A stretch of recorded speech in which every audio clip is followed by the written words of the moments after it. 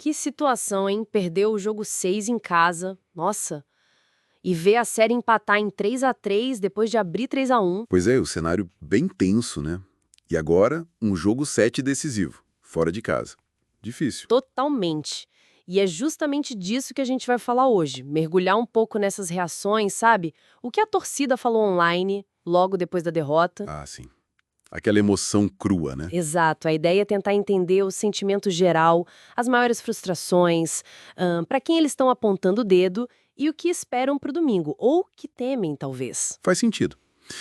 E o que a gente vê, assim, de cara é uma frustração muito grande. Um gosto amargo mesmo. De déjà vu, né?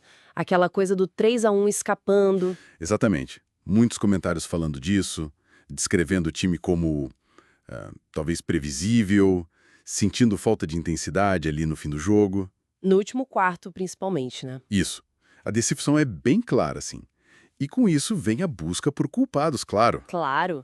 E o técnico, o Steve Kerr, parece que tá na mira de muita gente, pelo que deu pra ver. Sem dúvida. As críticas a ele são variadas. Questionam as rotações, né? Tipo Hill de titular, GP2. Essa do Kuminga no banco também pegou, né? Muito. Muita gente não entendeu ele ficar de fora em momentos-chave. E também a questão dos ajustes, né? Contra a defesa por zona, contra o tamanho dos Rockets. Parece que a sensação é de uma certa falta de resposta rápida, talvez. Isso, uma percepção de falta de urgência tática vinda do banco. E essa crítica, que talvez já existisse, ficou bem mais forte agora. Entendi.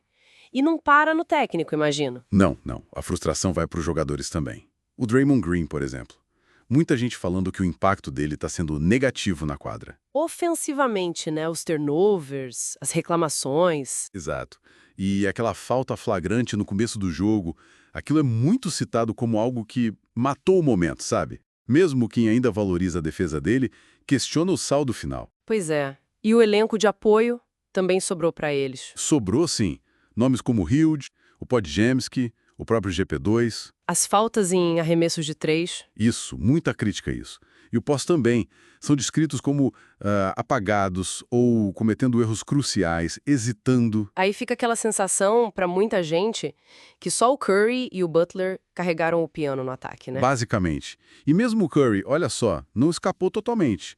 Criticado por alguns turnovers, pela eficiência em certos momentos, até especulação sobre lesão no polegar apareceu. Nossa, é muita coisa. Pois é.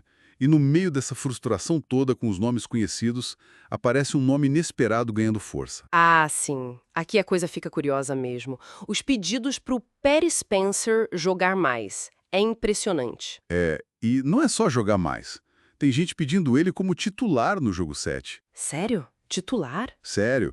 A percepção, assim, de quem comenta é que ele traz uma energia diferente, ataca a cesta, algo que sentiram falta em outros. Uma faísca de algo novo, talvez. Exatamente. Talvez ele represente para essa galera uma imprevisibilidade, uma agressividade que o time pareceu não ter.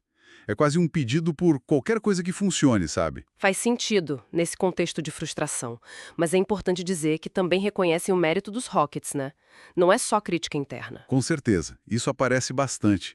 Reconhecem que os Rockets jogaram bem, usaram o tamanho a favor deles, Adams, Sengun ali no garrafão. E a defesa por zona, que complicou, né? Muito. E o Van Vliet, comparado ao Curry, pelo aproveitamento de 3 nos últimos jogos. E o Steven Adams dominando os rebotes ofensivos. Os fãs estão analisando a tática mesmo. E essa análise, essa força dos Rockets, claro, aumenta a preocupação pro jogo 7, né? Como tá o clima pra domingo? Tá dividido. Tem o medo, né? Aquele fantasma de 2016, a sensação de que o time talvez esteja no limite, cozido, como dizem. Mas também tem a esperança, imagino, o We Believe. Ainda existe, sim, aquela esperança numa noite mágica do Curry, na experiência do time em jogo decisivo. Até a foto do filho do Curry, o Cannon, chateado, usaram isso como possível motivação extra. É uma montanha-russa mesmo. Mas, mesmo quem tenta ser otimista, parece que tem um pé atrás sobre o que vem depois, né? Se passarem... Exato. Muitos comentários levantam essa dúvida. Beleza, ganha o jogo 7. Mas e aí? Tem gás para encarar os Timberwolves, por exemplo?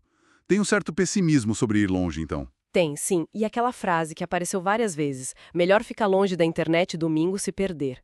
Isso diz muito sobre a ansiedade, né? Nossa, diz muito.